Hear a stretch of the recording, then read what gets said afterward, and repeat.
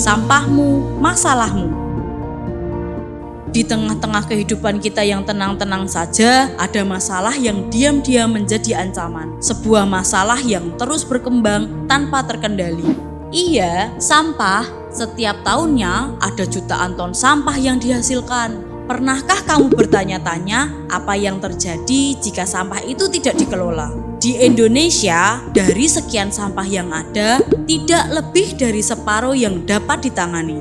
Sedangkan sisanya hanya menumpuk di tempat pemrosesan akhir, di mana pada praktiknya diperlakukan sebagai tempat pembuangan akhir.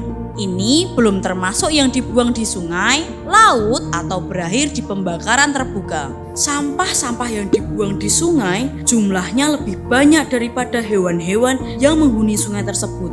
Dan yang di laut apabila mengumpul akan membuat bendungan besar di tepi pantai atau di tengah lautan hingga merusak terumbu karang. Sedangkan yang berakhir di pembakaran terbuka akan menyumbang berbagai emisi gas rumah kaca yang berdampak polusi udara, bumi yang makin panas, dan perubahan iklim. Masalah ini tidak hanya mempengaruhi lingkungan, tetapi juga kesehatan dan kualitas hidup kita. Sekarang mungkin kita akan takut membayangkan berapa banyak sampah yang ada di dunia karena sulit menghitung jumlah sebenarnya dan betapa berbahayanya sampah-sampah itu. Di tengah keputusasaan masih ada harapan. Kita hanya perlu membuat perbedaan. Kita tidak punya pilihan lain selain mengubah perilaku kita terhadap sampah. Setiap tindakan kecil sangat berarti bagi masa depan. Sadarilah bahwa setiap tindakan kita memiliki dampak. Mulailah dari diri sendiri, kurangilah penggunaan plastik, bawalah wadah makanan dan tumbler yang bisa digunakan berulang kali. Bawa tas belanjaan sendiri saat berbelanja dan gunakan produk yang ramah lingkungan. Tak hanya itu saja, kita juga perlu memilah sampah sejak dari rumah. Pisahkan antara jenis sampah organik, anorganik, dan sampah berbahaya serta beracun atau B3. Gunakanlah bak sampah yang berbeda-beda untuk menampung sampah yang sudah kita pilah. Kalau tidak ada, kita bisa menggunakan ember bekas, karung, atau bahkan kantong plastik sekalipun bisa kita pakai. Yang penting bisa dimanfaatkan untuk menampung masing-masing jenis sampah. Sampah organik adalah sampah yang berasal dari sisa makanan, kulit buah, sayuran, dan barang-barang lain yang berasal dari alam. Sampah-sampah jenis ini dapat terurai secara alami dalam waktu yang relatif singkat. Kebalikan dengan sampah organik, sampah anorganik adalah jenis sampah yang memerlukan waktu sangat lama untuk terurai di lingkungan, sehingga dapat menyebabkan masalah lingkungan yang serius. Karakteristik sampah anorganik itu ada yang dapat didaur ulang, seperti plastik, kertas, karton, kaleng, galon, dan botol kaca. Sampah anorganik yang akhirnya menjadi residu karena tidak dapat atau sulit didaur ulang seperti styrofoam, pembalut, puntung rokok, dan lainnya. Sampah residu tidak dapat diproses kembali menjadi bahan produk baru melalui metode daur ulang yang ada. Jenis-jenis sampah anorganik ini seringkali menjadi masalah besar dalam pengelolaan sampah. Tidak sedikit juga menjadi penyebab kerusakan lingkungan yang signifikan. Sedangkan sampah B3 adalah sampah-sampah yang memerlukan penanganan khusus karena mengandung bahan yang berbahaya. Misalnya baterai, lampu neon, obat-obatan kadaluarsa, dan bahan-bahan kimia rumah tangga. Kumpulkan sampah B3 di wadah terpisah dan serahkan ke pusat pengelolaan limbah B3 atau program pengumpulan sampah berbahaya yang disediakan oleh pemerintah atau pihak lainnya. Satu orang mungkin tidak bisa melakukan banyak hal, tetapi bersama-sama kita memiliki kekuatan yang luar biasa untuk mengubah keadaan. Ajaklah teman, tetangga, tokoh agama, pemerintah maupun komunitas untuk ikut serta dalam mengatasi sampah di lingkungan kita. Ayo kita rencanakan perubahan. Mulailah dari mengenali persoalan sampah yang ada di sekitar kita serta dampak yang ditimbulkannya. Misalnya masalah kebersihan, kesehatan dan munculnya penyakit, masalah lingkungan karena pencemaran tanah, air, dan polusi udara, serta masalah ekonomi dan sosial dengan mengidentifikasi dampak negatif terhadap pariwisata, estetika lingkungan, kualitas hidup masyarakat, serta potensi konflik akibat masalah sampah. Lalu, apa yang perlu dilakukan terhadap sampah-sampah itu? Kita perlu membangun perencanaan pengelolaan sampah di lingkungan kita. Sebagai langkah awal, mulailah dari kenali sampahmu. Kita perlu mengenali dan menghitung sampah dari setiap sumber sampahnya. Sumber sampah adalah titik-titik di mana sampah itu muncul. Misalnya, rumah di lingkungan tersebut, kantor, sekolah, warung, pasar, minimarket, dan lain-lain. Dari masing-masing titik sumber sampah, selanjutnya sampah perlu dihitung menurut jenis dan karakteristiknya untuk mengetahui berat atau volume sampah dominan yang dihasilkan setiap harinya. Kemudian, ketahuilah apakah sampah-sampah dari setiap sumber sampah itu sudah terpilah atau masih tercampur. Berilah kode-kode untuk sampah yang terpilah untuk menandakan level pemilahan. Kode A untuk sampah yang sudah terpilah dengan baik dan konsisten, di mana pemilahan dilakukan lebih dari 6 jenis sampah. Kode B untuk sampah yang sudah terpilah dengan baik dan konsisten, namun hanya dilakukan pemilahan 2-3 jenis sampah saja. Kode C untuk sampah yang terpilah 2-3 jenis, namun belum konsisten. Sedangkan kode D untuk sampah-sampah yang belum terpilah sama sekali. Berat sampah dari tiap titik kemudian dijumlahkan untuk mendapatkan total sampah yang dihasilkan di satu lingkungan setiap harinya. Dari total tersebut, berapakah yang merupakan sampah residu, berapa yang merupakan sampah organik, dan berapa berat sampah anorganik rosok serta karakteristiknya. Sampah rosok yang terkumpul dengan baik, maka akan ada pihak yang siap untuk membelinya. Makin detail pemilahan dilakukan, makin tinggi harga penjualannya. Lalu, apa yang akan dilakukan terhadap sampah-sampah yang sudah teridentifikasi tersebut?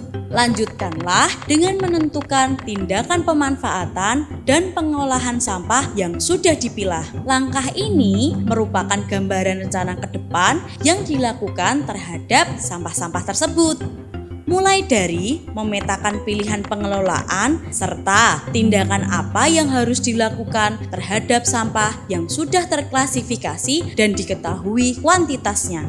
Tidak lupa juga menentukan metode pengolahan lanjutannya serta pengaplikasian terhadap masing-masing jenis sampah tersebut. Kita juga perlu menentukan pilihan teknik pengolahan, apakah melalui proses manual, pengolahan organis, atau pengolahannya dilakukan secara mekanis. Terakhir, tentukan saluran lanjutan atau pihak-pihak yang akan memanfaatkannya lebih lanjut atas masing-masing jenis sampah yang sudah dipilah dan diolah. Pada pilihan pengolahan sampah, terdapat beberapa metode yang bisa dipilih, antara lain pilah tanpa pengolahan lanjutan, pemusnahan, intermediate product, dan end product. Pilah tanpa pengolahan lanjutan adalah memilah sampah yang kemudian disalurkan kepada pihak-pihak yang bisa memanfaatkannya. Misalnya, disalurkan kepada peternak ayam, bebek, sehingga tidak memerlukan metode dan teknik pengolahan.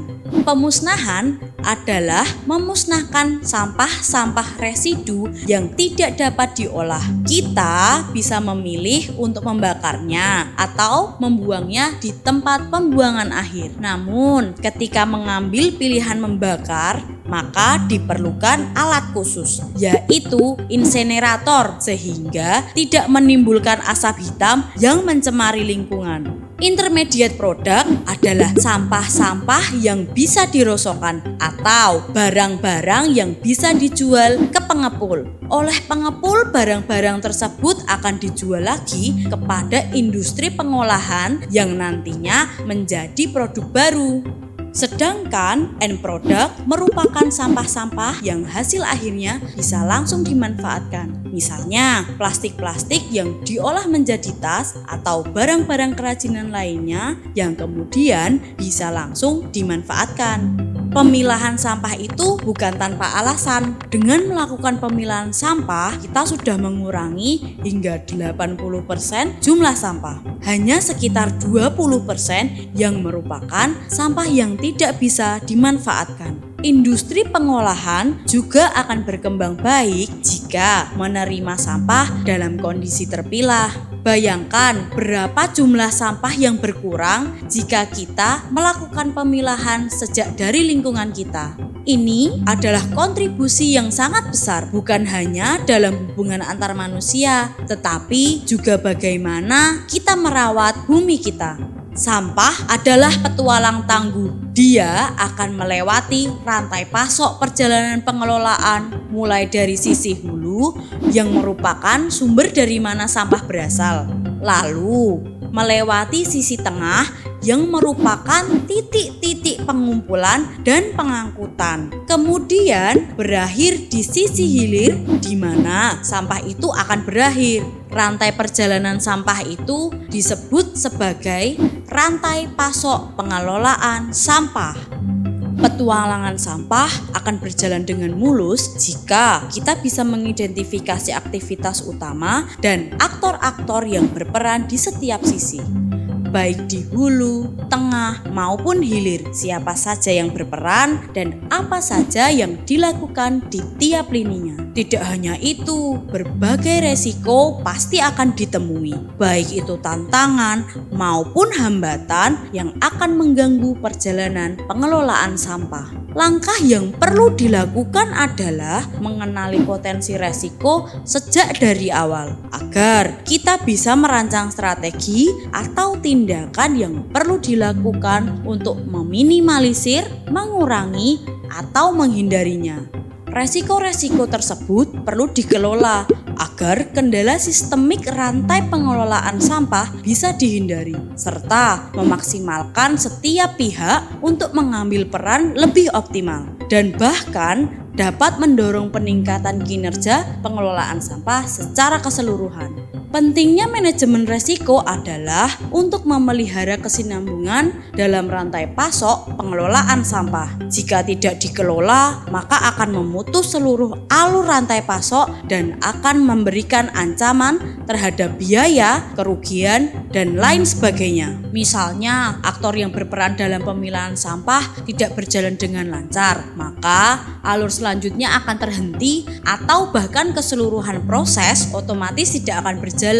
Untuk itu perlu dilakukan identifikasi mitigasinya agar resiko-resiko yang kemungkinan muncul bisa diatasi. Setiap tujuan yang diharapkan diperlukan rencana langkah-langkah yang dilakukan untuk mewujudkannya. Perencanaan tersebut selayaknya jelas, terperinci, terukur dengan mempertimbangkan kemampuan yang dimiliki sehingga bisa realistis sesuai kapasitas yang ada. Tidak perlu megah dan muluk-muluk atau ambisius. Perencanaan yang baik adalah yang mampu mempertemukan antara kondisi aktual dengan kondisi yang diharapkan dengan sumber daya yang ada. Setiap perencanaan mungkin saja tidak langsung menghasilkan sesuatu yang besar. Dia akan berkembang sedikit demi sedikit. Karena itu, perlu untuk direfleksikan, dievaluasi, diperbaiki sepanjang kita berproses. Perencanaan memang seharusnya fleksibel dan adaptif dengan kondisi yang ada, karena kita akan selalu mendapat pelajaran dari setiap perubahan-perubahan yang terjadi. Perencanaan pengelolaan sampah berada pada 3 lingkup utama, yaitu pengumpulan data dan fakta, menakar visibilitas, serta menetapkan rencana teknis dan operasional. Pada bagian pengumpulan data dan fakta, hal-hal yang perlu dilakukan antara lain perlu adanya data dan fakta dengan survei dan melihat langsung ke lapangan untuk menakar kemampuan penanganan sampah-sampah yang dihasilkan. Demografi sumber sampah, karena masing-masing lingkungan memiliki karakter sumber sampah yang berbeda-beda. Peta peran untuk mengidentifikasi aktor-aktor dan peran mereka di masing-masing lini.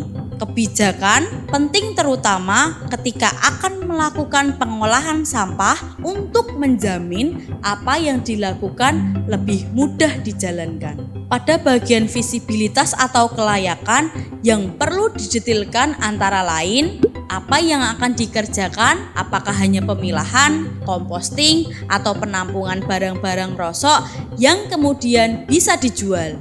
Bagaimana melakukannya terkait dengan rencana apa yang dikerjakan. Apa saja sumber daya yang ada di lingkungan kita. Siapa saja yang kemungkinan bisa dilibatkan dan berkolaborasi untuk mengerjakannya. Apakah secara keuangan memungkinkan untuk menjalankan rencana tersebut? Dari sekian hal yang perlu dipertimbangkan, akhirnya perlu diputuskan apakah secara operasional dan keuangan memungkinkan untuk dijalankan. Setelah memutuskan peran dan lingkup aktivitas tersebut layak untuk dikerjakan, selanjutnya kita bisa merancang rencana operasional. Hal-hal yang perlu diperhatikan antara lain, bagaimana perubahan dirancang, bagaimana rutenya, apa targetnya, apa yang mungkin dikerjakan lebih dulu, bagaimana teknisnya, apa saja kebutuhannya, bagaimana pengelolaannya. Setiap langkah-langkah perencanaan yang sudah kita susun sebelumnya kemudian disatukan menjadi sebuah dokumen perencanaan operasional pengelolaan sampah. Dokumen tersebut berisi latar belakang diperlukannya pengelolaan sampah, profil singkat komunitas atau lembaga pengelola, kondisi pengelolaan sampah terkait rantai pasok pengelolaan sampah, dan perencanaan pengelolaan sampah. Kedepannya, dokumen tersebut digunakan sebagai acuan proses pengelolaan sampah di lingkungan kita. Jika ingin detail lebih lanjut tentang teknis penyusunan perencanaan pengelolaan sampah, bisa mengakses e-book manual perencanaan pengelolaan sampah melalui Yayasan Sanggar Inovasi Desa Bantul, Yogyakarta. Bersama-sama, kita bisa membuat perbedaan.